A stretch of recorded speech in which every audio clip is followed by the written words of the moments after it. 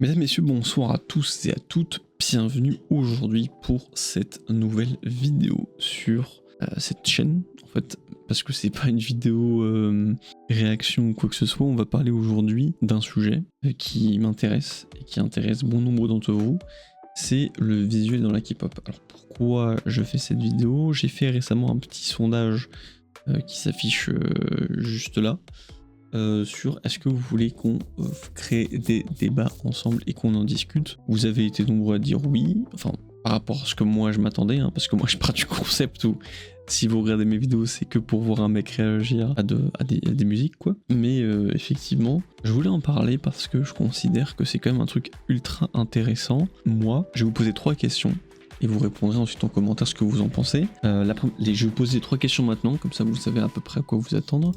La première c'est le visuel dans la K-pop est-il si important? Voilà, à vos claviers. Deuxième question qui se rapproche de la première, c'est pensez-vous que sans le visuel, la K-pop n'aurait pas autant de popularité? Et oui. Et pour finir, le visuel dans la K-pop n'est qu'un effet de mode. Est-ce que c'est qu'un effet de mode? Et bah ça on va en discuter rapidement autour d'une petite vidéo que je voulais faire depuis un petit moment. Je rappelle, le visuel c'est un truc totalement subjectif. En règle générale c'est quelque chose de subjectif, mais dans ce monde dans lequel on vit qui est la K-pop, c'est pas subjectif. En fait ça suit des règles, ça suit des tracés, il y a des règles de beauté, enfin des critères de beauté coréens. Ça je trouve ça absolument fou de se dire que ok, ça c'est beau. Si tu n'as pas ça, tu n'es pas beau. Ça c'est beau. Il faut que tu aies des lèvres en forme de cœur, du heart shape. Il faut que tu aies le nez long, droit, pas de bosse, pas de nez décalé comme le français que je suis. Il faut vraiment que vous ayez un tracé parfait. Ce qui fait que ça rentre un peu dans le crâne des jeunes et ils font de la chirurgie esthétique à 16 ans. Mais non. C'est une autre culture donc je peux pas critiquer évidemment parce que je suis même le premier si on me demandait de faire de la rhinoplastie je le ferais, tu vois. Donc effectivement le concept de la K-pop, enfin dans la K-pop du visuel c'est un truc qui plaira pas à tout le monde mais c'est un truc qui est là et il faut l'accepter. Pour moi le visuel dans la K-pop est-il si important? Je trouve que oui, parce que c'est ce qui fait un petit peu l'âme de la K-pop malgré le fait que de plus en plus maintenant on sort des mœurs, c'est très approximatif, j'entends parler un peu partout sur les réseaux comme quoi ça y est, la beauté coréenne ça va être de plus en plus des personnes qui auront la peau un peu mate et tout. Alors oui peut-être, mais est-ce que réellement c'est important? Est-ce que avoir la peau mate c'est important? Est-ce qu'avoir la peau blanche c'est important? Le visuel dans la K-pop, moi ce que je considère comme étant du visuel dans la K-pop c'est ce que proposent les performances, ce que proposent les clips en soi.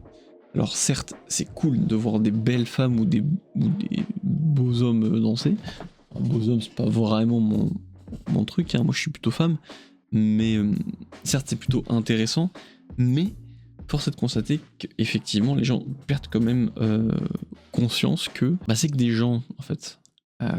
Alors certes ce sont des idoles, parce qu'il faut, on les idolâtre on va dire. En rentrant dans la K-pop, je me suis pas rendu compte tout de suite, mais je suis rentré dans un monde de fous furieux où les gens idolâtrent, préfèrent tout et n'importe quoi pour leurs idoles. Alors certes, moi aussi, hein, s'il y a IU, s'il y a Chui, s'il y a Nana de Oa, s'il y a Chaewon, s'il y a n'importe quelle idol que je kiffe, je la vois passer dans la rue, je vais me retourner et je vais faire attends, est-ce que j'ai vraiment vu qui j'ai vu? Ce sont des humains en fait. Donc même si ce sont des personnes qui sont beaucoup plus belles que genre la majeure partie des personnes, en fonction des critères j'entends. Enfin si vous êtes sur ces vidéos c'est parce que vous aimez la beauté asiatique souvent, alors du temps c'est un peu le cas, ça reste des humains.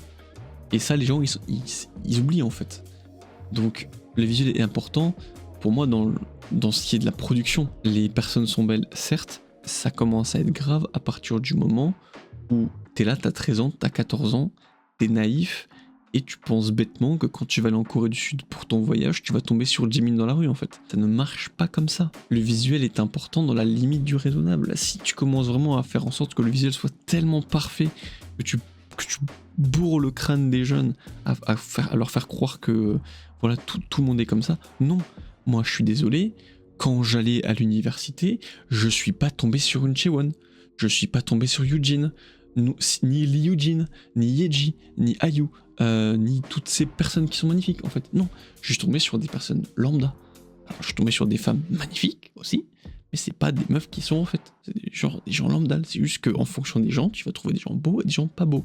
Le visuel de la K-pop est important uniquement, je considère, dans la production. Les idoles, c'est un plus. Ensuite, pensez-vous que sans le visuel, la K-pop n'aurait-elle pas autant de popularité ? Je pense que oui, parce que en réalité, le problème actuellement dans lequel on vit, comme je dis avant, c'est les réseaux sociaux et le fait qu'on nous matraque de beauté d'idol et tout, vous voyez. Vu que cette beauté, ce visuel est montré sous forme humanoïde, hein, la beauté, elle se fait pas sur le clip, les explosions dans 80s, les anges qu'on peut voir dans, je sais pas, admettons, dans la 3D de je sais pas quel clip, j'en sais rien du tout, la beauté des paysages dans Wait de Hyolyn. Alors quand je dis paysage, je parle pas de son cul, hein, je rappelle comme que je parle du fait qu'elle était aux Philippines, je crois que c'était les Philippines, et la beauté, et les paysages en Philippines sont magnifiques. Moi j'adore tout ce qui est tropical, donc forcément, tous ces trucs-là, c'est que dans la production. Mais vu que on est tous matrixés par la beauté des idoles, parce que justement, tous les réseaux et tout nous montrent comment ils évoluent, machin et tout, je suis pareil, je suis dans le cas aussi, moi aussi je vois sur les réseaux leur beauté et tout. J'ai un Discord avec des potes, on a un bot qui nous met à jour des actualités.